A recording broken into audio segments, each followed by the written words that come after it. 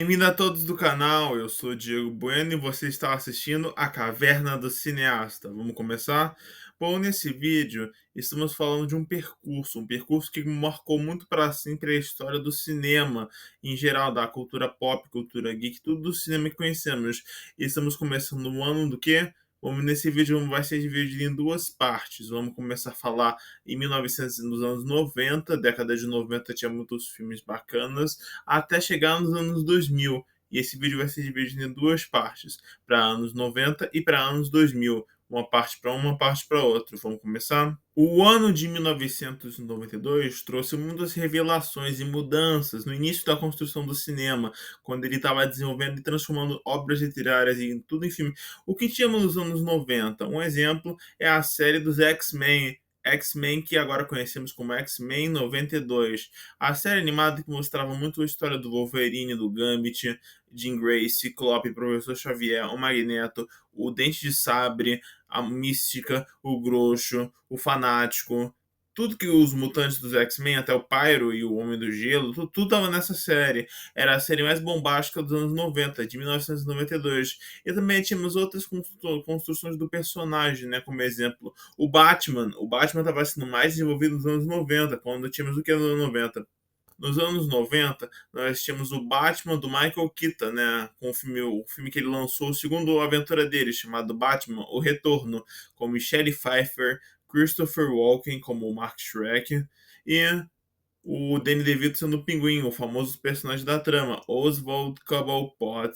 Na história Batman de Michael Keaton, com a direção de Tim Burton, que estava trazendo muito o terror, com o universo de um super-herói famoso com o do crime, né, o Batman, né, um justiceiro que luta pela lei e pela ordem no universo de Gotham, né, no universo da Gotham City, sua cidade natal, né, onde ele foi criado e cresceu em berço de ouro com todos os recursos possíveis, né. O Batman de Michael Keaton estava sendo desenvolvida a história dele. Já tínhamos o Batman Retorno, lançado em 92. Mas também foi que teve a criação de uma série muito importante, que era Batman The Animated Series, a série que mostrava muito a origem dos vilões do Batman, contado pelo Batman de Kevin Conroy, que era o Batman mais famoso dos anos 90, que pregou e ficou fixo nos anos 90 por fazer a voz original do Batman, né, na sua aventura, no seu desenvolvimento, né. Aí o Batman foi mais explorado dos anos 90. Assim como os X-Men tinham uma série, o Batman também tinha que ter uma série derivada, né, do universo DC. Então o que estava crescendo mais era a DC e a Marvel, com a história de cada personagem da sua história temática, né? E mostrando a história dos vilões, né? Mostrando como o Cara de Barro, o Pinguim, o Charada, a Era Venenosa, o Duas Caras, Rupert Thorne, Mulher Gato, enfim, outros vilões que mostrando muito a história do Batman, né? E os seus inimigos, e os seus vilões, e até mesmo o Coringa, né? Que foi muito apresentado muito na série, o famoso Coringa dos anos 90. E na série Batman, não só mostrava muita história mais dos companheiros e da história do personagem, né?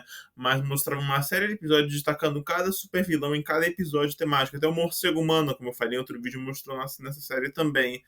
Um vilão muito casca-grossa do Batman, muito forte para enfrentar o Cavaleiro das Trevas, né? E nem sujar o nome dele. Mas não, já falamos de Batman, porque Batman estava muito frequente nos anos 90. Tudo que você via em 92 era praticamente Batman e X-Men. Mas quando chega agora um filme gótico, é que entra o Drácula. Aí o filme que marcou muitos anos 90, em 1992, quando ele foi lançado, foi o filme Drácula de Bram Stoker. A história que baseou o livro, a obra literária de Bram Stoker, o escritor irlandês que escreveu a história do Drácula, um simples guerreiro conhecido como Vlad Tepes, que tenta empalar pessoas, né, matar pessoas. Aí ele se transforma num vampiro e depois causa o terror e vai atrás da Mina Murray com aquele Jonathan Harker, né, que era seu futuro ex-marido, que quer levar ela até a sua amada, que é uma reencarnação da sua princesa morta, né, digamos assim, Elisabetta, e acaba voltando para dos mortos como uma reencarnação da sua ex-mulher, né, que morreu, se cometeu suicídio para parecer pensando que ele tinha morrido em batalha, mas não, aí ele renegou a Deus dele e virou um monstro, virou uma aberração da natureza, que só pensa em se alimentar de sangue o tempo todo, sangue humano, para ser mais exato. E Drácula de Bram Stoker é até hoje um dos melhores filmes que Gary Oldman, o ator é Gary Oldman com Kenny Reeves e Winona Ryder, né? É um dos melhores filmes com Anthony Hopkins também, Drácula de Bram Stoker, fazendo Abraham Van Helsing na história. Bom, falamos do ano de 1992, mas em 1994, que projetos cinematográficos tínhamos em 1994, ricos em detalhes? Bom, em 94 tínhamos o primeiro desenho em animação, que é um dos melhores até hoje, do Homem-Aranha. O Homem-Aranha ganhou seu próprio desenho em 94, onde ele luta contra Abutre, Dr. Octopus, Escorpião, Duende Verde, o Shocker, Rhino, o Venom, o Carnificina, o Morbius. Se eu ficar aqui citando vários do Homem-Aranha, vai ficar uma bíblia sagrada, né? Enfim, resumindo, o Homem-Aranha tinha seu próprio desenho animado, onde ele protege Mary Jane Watson, ele luta contra a Gata Negra e outros super vilões. A série foi dirigida e gravada tanto pelo Stan Lee na produção, né? A gente vê um Homem-Aranha muito bacana, que até hoje entrega tudo pro público, né? Já diferente dos filmes que não entrega muito hoje em dia pra cultura geek, né? Do cinema, né? E é isso. O Homem-Aranha tinha que ser mais desenvolvido na história. E outro também, e como o Homem-Aranha já tinha seu próprio seriado, outro grupo de super-heróis também ganha seu próprio seriado, que seria o Quarteto Fantástico. Em 1994, tínhamos aquela famosa abertura do Quarteto Fantástico de Reed Richards, Johnny Storm, Susan Storm e Ben Grimm, mais conhecido como o Coisa do Quarteto Fantástico, o Homem Rocha, né? Do programinha lá do Cartoon. O Quarteto Fantástico já foi muito explorado nesse desenho. A gente botava o Doutor Destino, os Skrulls, o Galactus, colocava o Homem Topeira, os macacos do Doutor lá, tal coisa. Enfim, o desenho destacava muitos personagens do Quarteto Fantástico, de cada detalhe da história escrita por Jack Kirby e Stan Lee.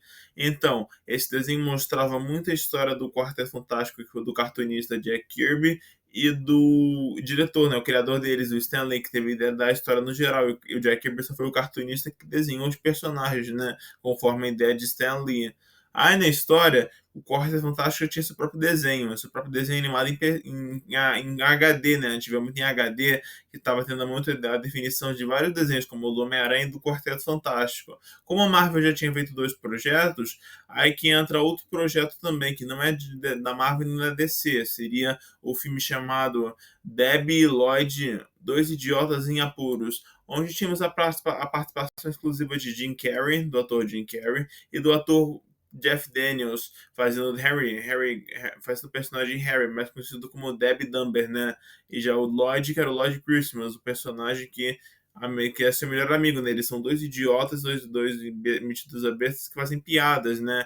Piadas em si, só para dizer como é que seria eles se eles tivessem uma vida simples, né? Mas eles nunca vão ter, porque eles sempre se metem, eles são dois trapalhões, eles sempre se metem em furada, piadas, tudo. Eles são muito humoristas, né? E parece que nunca tiveram esse detalhe na história. Até que Debi Lloyd ganhou muitos detalhes e virou o maior filme reconhecido de 94, né? Porque em 94 tinha muitas comédias, mas a média de todas sempre vai ser Debi Lloyd, porque a Debi Lloyd entrega muita coisa. Eles entregam piadas, fazem a gente rir. Na parte da trilha sonora também é rico em músicas. O filme é rico em músicas, é filme rico em detalhes, em piadas. É humor, né? O humor estava crescendo com o Debi Lloyd nos anos 90 e 94, para ser mais exato. O Debi Lloyd foi um dos filmes que entregou tudo para comédia, né? Para comédia pastelão entre Harry e Lloyd, né? No caso, Debi Lloyd, os dois idiotas em apuros. Esse filme para mim entrega até hoje tudo, né? Em 94, porque foi um marco para parte pastelão, né? E a empresa estava crescendo muito essa coisa do pastelão do Boberol, né?